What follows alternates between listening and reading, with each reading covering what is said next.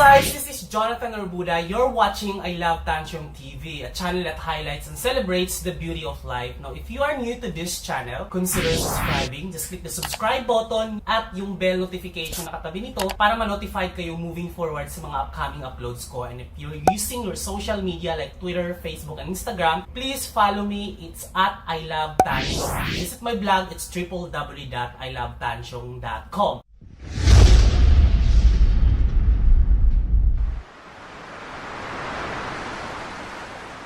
And today, sobrang excited ako ngayon. Ipapakita ko sa inyo ang sikreto ko ng vlogger's gear setup ko. Ako, nagsimula talaga ako sa cellphone lang, sa Samsung A5. Yung start ko talaga. And then later on, nag-ipon po ako ng pera, nakita ko sa YouTube. Kasi technically, hindi naman ganun kalaki ang kita ng YouTube as of now. Kasi nga, small-time YouTuber pa lang naman ako. Pero yung mga kita ko na yon at part doon sa mga extra na mga X-deal, pinag-ipon-ipon ko yon at bumili ako ng mga ito. Ito na yung mga nabili ko ngayon. Papakita ko sa inyo kung ano yung mga prices at kung ano-ano tong mga nabili ko. First, I'm pretty sure nakita nyo na to. This is the 700D T5i Canon with 1855mm lens. Ito yung pinaka-kaluluwa talaga ng vlog ko after nung Samsung A5 kasi yun yung una kong vlogger cam yung sa cellphone. Flip screen siya and meron siyang lens na libre. Actually 30,000 yung kuha ko dito. Saktong 30,000. May kasama na po siyang tripod at yung bag and kasama na yung mga accessories. So, flip screen siya. Ayun, ito yun. It's worth 30,000. Nabili ko po siya sa Photoline, sa Boni, sa Pioneer. So, dun ko siya nabili. Actually, meron kang mabibili nito na 25,000. Kaso nga lang wala siyang kasamang tripod or something similar. Tapos tinotal ko yung mga accessories. Mas lagpas din siya ng 5,000 kapag binili ko siya ng paisa-isa. Kaya binili ko na lang siya na bundle dito. Mas nakakamura pa ako ng konti. And then, syempre pa, kailangan din natin siya bilhan ng battery. Kasi technically, sobrang lakas niyang, siguro mga ilang oras ko lang siyang pwedeng gamitin. Ang lakas kumain ng battery. So, bumili ako ng extra battery. Ang worth kasi nito is 2,500. Nabili ko po siya sa Jeps. Sa ilalim po sa Boni, sa Pioneer Mall, sa ilalim sa may hagdan. Makikita nyo yung Jeeps. Ito, hindi siya counterfeited, original po siya. 2,500 yung bili ko nito. So, bumili ako ng 4 na ganito. So, 2,525 times 4, so 10,000 on the top of 30,000. So, meron ng 40,000. Then, bumili din ako nito. Ito yung, ewan ko anong tawag dito, yung para hindi siya yung flare, yung kakabit siya dito para yung pag outdoor ka, yung sinag ng araw hindi papasok agad. So flare, ito yung siya. And guys, oh. So, ayan siya. So 250 siya, dun din sa Jeps ko siya nabili. Of course, kailangan ko ng tripod. Actually, dalawa yung tripod na binili ko. Ito kasi para sa cellphone. Parang 300 pesos ang bili ko nito sa ilalim ng Boni. Dapat 150 lang to eh. Pero kung may makita kayong mas mura-mura, doon na lang kayo bumili. Kasi ito mas mura to ngayon kasi na meron ng ganito. So ito kasi Joby siya, Joby. Pero peke lang to guys, hindi to yung totoo. Kasi ang totoo worth 7,000. Yung mayroong ball head na naiikot sa taas. So ito, 500 ko lang siya. Pero may makikita kayong mas mura pa nito kung pupunta kayo sa Raon or sa Quiapo, may mabibili pa kayong mura nito. Matibay naman siya so far, pero wag lang yung action, gagano siyang action cam, tapos mabigat yung camera mo kasi tatalsik talaga siya or baka mag-crack or something. Pero sa matagal na to, worth 500 pesos, hindi pa naman siya nasira so far. So, goodbye na rin siya sa 500. Kasi diba, ilalagay siya dito, tama ba? Diba, ilalagay siya dito as battery, diba? Battery juice. Yan. So, sabi ko, hala, ba't parang mabilis kasi siya maglobat. So, mabilis akong magpalit-palit. Meron akong 4 na battery. Palit ako ng palit. Saka, nawala na ako ng isang battery. Imagine nyo na lang, 2.5 yung nawala sa akin.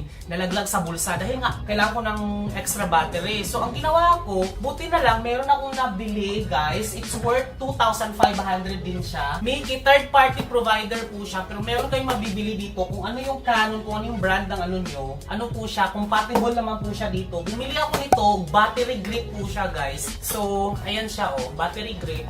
Tapos ito siya, ganyan. Yan. Pinabili ko siya doon din sa Jeps. So, kita talaga ako dyan sa Jeps na yan. Medyo mura pero okay naman siya.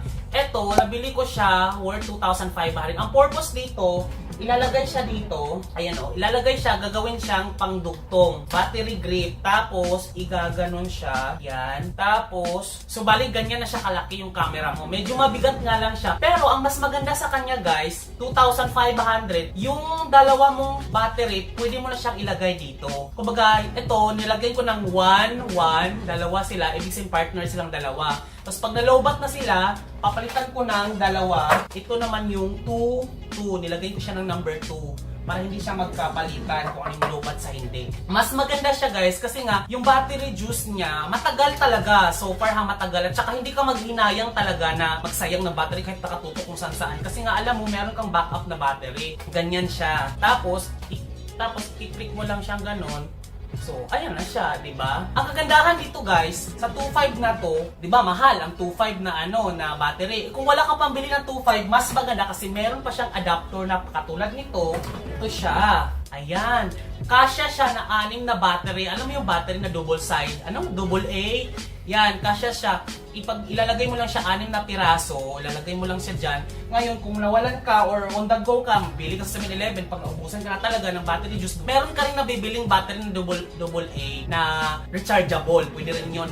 Nasa worth 700 yun, 4 na piraso. Pero rechargeable din siya. Parang katumbas siya dito, mas mura-mura ng konti. Pero 6 ang kailangan nito guys, ipasok-pasok mo lang siya dyan. Tapos, igaganon mo siya. Yan, same doon kanina. So, meron ka ng battery, di ba? Meron, aside dito sa square na battery, meron pang double A. So, yun. So, ganito na yung setup ko ngayon. Sabi ko, hala, pag itunay ko kasi wala akong microphone. In camera kasi na microphone, masyado siyang hindi ganun basag, ganyan. So sabi ko, ano kayo pwedeng microphone na pwede? So naghahanap ako, nag-canvas ako. Rode na microphone talaga, yun yung pinakamasikat talaga. Quality naman talaga. So bumili ako ngayon, sa Henry naman siya. Sa Henry sa Ayala. Maraming Henrys pero sa Ayala, pare-pares lang naman ang prices. Binili ko to, 4,000 pesos po siya. Actually, ang goal ko talaga is yung Video Mic Pro Plus. Yun talaga 18,900. Yun talaga yung pang-professional. Gusto ko, pinag-ipunan ko pa, pero matagal-tagal pa yun, hindi pa siya yung priority ko. Pero for now, ito ang binili ko. So, meron siyang, ganito siya guys, parang siyang, meron siyang mic sa loob. Ayan, pakita ko sa inyo guys ha. Ganito siya. Ayan, ganyan lang siya ganyan. Ganyan lang siya talaga, kaliit ha. Tapos, phantom power. So, ibig sabihin, isasaksak mo siya dito. Ayan. Tapos, ilalagay mo to, yung shock mount. Ganyan, para hindi siya magsha-shock keme. Tapos, lalagay mo siya dyan. So, ganyan na siya. Ngayon, ikakabit mo siya dito sa horseshoe mount. Ito, horseshoe mount ang tawag dito, guys. Dito. Ayan. Tapos, ilalagay mo siya dyan. Tapos, ay, baliktad. Ayan. Ilalagay mo siya dyan. Ayan. Tapos, syempre, sisikipan mo ganyan. So, ganyan na siya. Ngayon, ikakabit mo na siya ngayon dito sa pinaka-battery, yung pinaka-earphone, yung headset na yan or ano ba niyang tawag dito. Yan. So, ngayon, meron na siyang mic. Ang tawag dito is directional mic. So, direction, pag ganun yung pattern ng pag ano niya. Ngayon, pag dito ka nagsasalita sa likod, hindi masyadong mahahagap, mahina lang. Pero ang nahahagap niya is yung nagsasalita yung sound sa harapan. Yung para siyang pag ganun. Yan, so nahagap, medyo mas malinaw siya in fairness talaga dito guys. And then good thing kasi pero pag pag mahangin or nasa tabing dagat or sa taas ng bundok or saan kang mahangin na lugar, lagyan mo lang siya ng wind or dead cat ang tawag dito, wind filter siya. Ilalagay mo lang siya ganyan. So hindi na maririnig yung mga filter niya yung noise.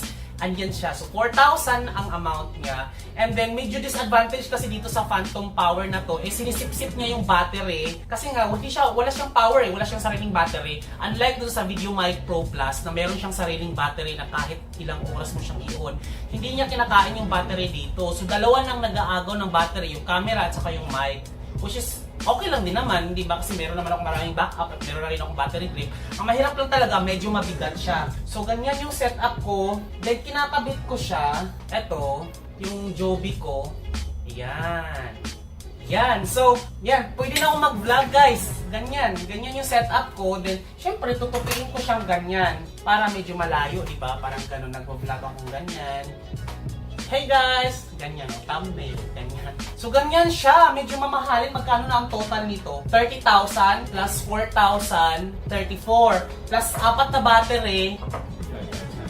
Ilan yun? 44. Tapos, 44 plus ito, 250, 44,250. Tapos, ito, 500, 44,750. Tapos ito, 250 rin, 45,000 siya in total, guys. Ito po yung dati kong gamit. So, ang transition niya talaga, guys, di ba? Parang umasenso, di ba? Pero pinaghirapan ko po ito talaga ng todo-todo. Yung mga ex-deal ko po na mga sponsored post sa vlog at saka sa vlog, ito po napupunta. At yung ito, medyo backup ko na lang yung phone ko. And bumili na rin po ako ng sarili kong phone, yung S8. Ito, utang siya, pero nahulugan ko siya dahil sa YouTube ko nakita. Dahan-dahan lang, ganun lang naman ang technique nun eh. Kung ano yung nakuha mong income coming from YouTube, i-invest mo rin siya in return. Parang cycle siya. At least nag-upgrade ka ng gadget. Kasi diba, at least meron kang competitive ka sa quality na content kasi nga medyo okay naman. Sabi na natin, maganda yung content mo, pangit naman yung gadget mo, magbabari pa rin siya eh. Huwag na tayo magplastikan pa, makikita kung ano yung phone kaysa sa hindi. Medyo kukunti lang naman yung subscribers ko for the meantime, but still growing. Hindi man ko makikita yung growth number dun sa subscribers ko, pero yung income ng paano kasi meron naman na dalawa akong income, yung sa vlog ko na yung sa website ko and then sa YouTube ko, yun pinag-ipon-ipon ko po sila, hinuhulog ko. Actually ito fully paid na po ito, yung 30,000 fully paid. Tapos ito cash ko siyang binili, and then itong mga ibang gadget cash ko na po yung binili. And then moving forward, wala kasi akong action cam, so mga May 4 bibili ako ng Hero 6, yung GoPro Hero 6, para meron naman akong pang action cam. Kasi pag ito yung action cam, hindi wasak-wasak to, di ba? Kasi ba, bungee jumping kami, or di kaya magda-dive sa sa swimming pool, ganyan. So wala akong pang action cam, parang ang hirap naman kukunan ng ganung shot. Talaga man yung cellphone ko, yung ilog-log ko dun, di ba? Or cellphone ko yung baka tatalsik, or di ba? So yun, bibili ako nga sa May 4, 26,000, meron namang zero interest sa Henry's na 24,000 na lang siya eh. So, i-divide ko siya ng 24 months, baka 1,000 per month na lang. O diba, hindi na siya, okay na siya. And then, pag-ipunan ko rin yung drone, kasi 48,000 siya, paunti-unti lang talaga, hindi naman biglaan eh. Diba? Kasi kailangan natin paunti-unti. At least mapapansin mo, hindi man nag-grow yung subscribers mo or something similar, slow man, pero yung gadgets mo na na-invest mo, nag-grow din siya. Kasi kung ano yung kita mo sa YouTube, binabalik mo rin dun sa gadget mo. So yun, ganun ang technique guys ha. Huwag masyadong yung ma-overwhelm sa kita na halimbawa kikita ka ng 5,000 sa YouTube, hindi gastos din agad, or bibili ka ng diba? Kung may ka-vlogger ka, bumili ka ng lights, ring lights, yun. Kung ano yung mga gagamitin nyo, yun yung mas maganda yung gawin, wag niyong igastos. Kasi kung passion nyo naman talaga, technically, yung pag-YouTube, hindi pa bayad yung pagod namin eh. Hindi pa bayad yung pagod, pero napupunta sa mga gadgets. Kasi yung pagod na yun, pakonsuelo na lang kasi passion naman namin yung ginagawa namin. So yun lang guys.